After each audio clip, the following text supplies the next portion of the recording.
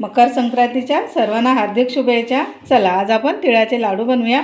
आधी आपल्याला तीळ निवडून घ्यायचे आहेत। आपल्याला लाडू बनवण्यासाठी तीळ भाजून घ्यायचे आहेत। तिळाबरोबर आणखीन काय साहित्य भाजायचे ते बघूया। आपण पाव किलो सफेद तीळ घेतलेत, त्याच्यासाठी 50 ग्रॅम शेंगदाणे लागणार आहेत। शेंगदाणे लाडूमध्ये घातले म्हणजे लाडू एकदम चांगले होतात। आणखीन आपल्याला लागणार आहे हिरवी वेलची, एक जायफळ आहे, त्याच्यातलं आपल्याला अर्धच जायफळ घ्यायचं आहे, आणि सुंठ। आधी आपण सुंठ आणखीन जायफळ फोडून घेऊया। जायफळ अर्ध घेतले, सुंठ आणि जायफळ फोडून घेतले। आपण तीळ भाजण्यासाठी जे भांडं घेणार आहे, तवा कढई काय ते जाड तळाचं घ्यायचं म्हणजे तीळ करपत नाहीत। कढई गरम झाले, तीळ घालूया। आपल्याला सुरुवातीला 2 मिनिटं मोठ्या गॅसवर तीळ भाजून घ्यायचे, नंतर गॅस बारीक करायचा आहे। तर गॅस बारीक करते। तिळाला सोनेरी कलर येईपर्यंत तीळ भाजून घेऊयात। तीळ एकसारखे मिक्स करत राहायचे, नाहीतर मग खाली लागतात। सफेद तीळ 2 प्रकारचे भेटतात, एक पॉलिशवाले आणि हे बिना पॉलिशचे।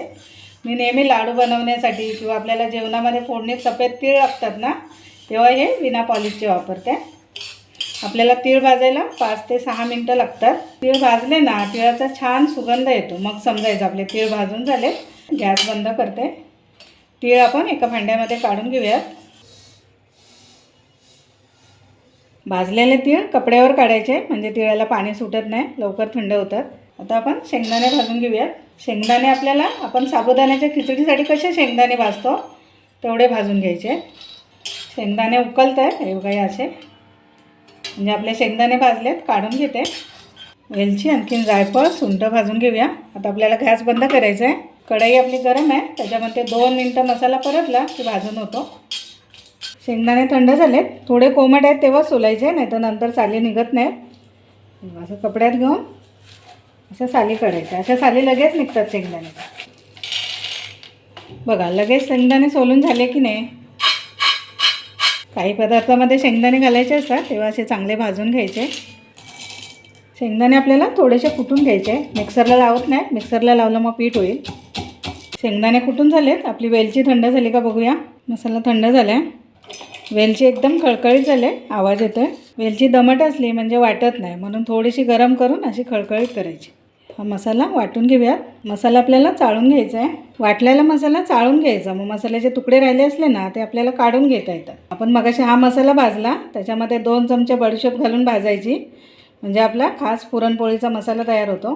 आपण हा असा एकदा मसाला बनवून ठेवला ना 2 ते 3 महिने टिकतो, अजिबात खराब होत नाही। मसाला आपण एका बरणीमध्ये भरून ठेवूयात। आपला मसाला तयार केला आहे। हा कोणताही गोड पदार्थ बनवतो ना त्याच्यामध्ये टाकला तरी चालेल। हा आपण जो चाळून घेतलेला मसाला आहे तो चहा पावडरच्या डब्यात टाकायचा, चहा छान एकदम सुगंधी होतो। इथे आपण पाव किलो गूळ घेतला आहे, आपल्याला गूळ पण बारीक करायचं आहे। पितळेच्या ताटात आपण गूळ कापला तर त्याला चरे पडतील, आपण पळपटावरच गूळ कापूया।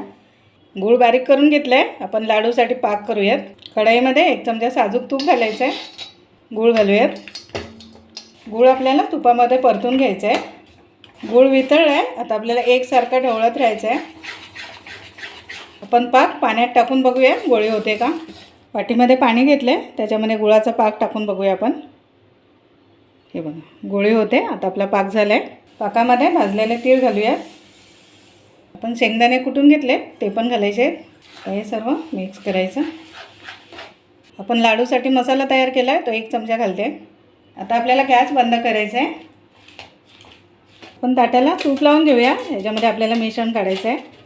हाताला तूप लावते, तर आपल्याला लाडू वळून घ्यायचे, छोटे मोठे जेवढे आपल्याला पाहिजे तेवढे लाडू वळायचे। हे बघा आपला पाक छान झाला होता ना, त्याच्यामुळे लाडू एकदम चांगले वळले जात आहे। हे बघा तीळ आणि गूळ सर्व एकत्र ताटात काढून घ्यायचे नाही, अर्ध्या कढईमध्ये झाकून ठेवायचे म्हणजे थंड होत नाही। थंड झाले का कडक होतात आणि मग लाडू वळता येत नाही आपल्याला। आपण सर्व लाडू आधी वळून घेऊया।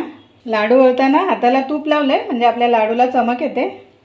हे बघा किती छान लाडू दिसतात असे वळल्यावर। पण गरम आहे तोपर्यंत फटाफट लाडू वळून घेऊया, थंड झाले मग कडक होतात। झालेले लाडू आपण वेगळ्या ताटात काढून घेऊया। उरलेलं मिश्रण पण अजून आहे, त्याचे लाडू बनवायचे आहेत आपल्याला। आपण अर्धे लाडू वळतो तोपर्यंत हे मिश्रण उरलेलं कडक होऊन जातं। मी काय केलं, एका कढईमध्ये पाणी घेतलं होतं, पाणी गरम केलं आणि त्याच्यावर हे तिळाची कढई ठेवली। हे बघा याची। आता आपले तीळ अजून नरम आहे, आता आपल्याला छान लाडू वळता येतील। एकदम साध्या आणि सोप्या पद्धतीने आपले तिळाचे लाडू बनवून झाले आणि किती पटकन बनवून झाले, आपल्याला वेळ पण नाही लागला. आपण लाडूमध्ये शेंगदाणे टाकले होते ना कुटून, ते पण किती छान दिसतात. हे शेंगदाणे ना लाडूबरोबर खाताना एकदम चांगले लागतात. आपण लाडूसाठी जो मसाला तयार केला होता त्याच्यामुळे लाडूचा सुगंध एकदम छान येतो आहे. आपण लाडू बनवण्यासाठी 1/2 किलो सफेद तीळ घेतले, आणखीन 1/2 किलो गूळ घेतला होता. त्याच्यामध्ये 50 ग्राम शेंगदाणे भाजून कुटून घातले होते. त्या प्रमाणात आपले एकदम लाडू चांगले झाले. की हे बघा, आपण शेंगदाणे कुटून घातले होते ना, ते पण लाडूमध्ये दिसतात आणि खाताना पण एकदम चांगले लागतात. लाडू आपले गरम आहेत, आधी थंड करायचे, नंतर डब्यात भरून ठेवायचे, म्हणजे लाडू जास्त दिवस टिकतात.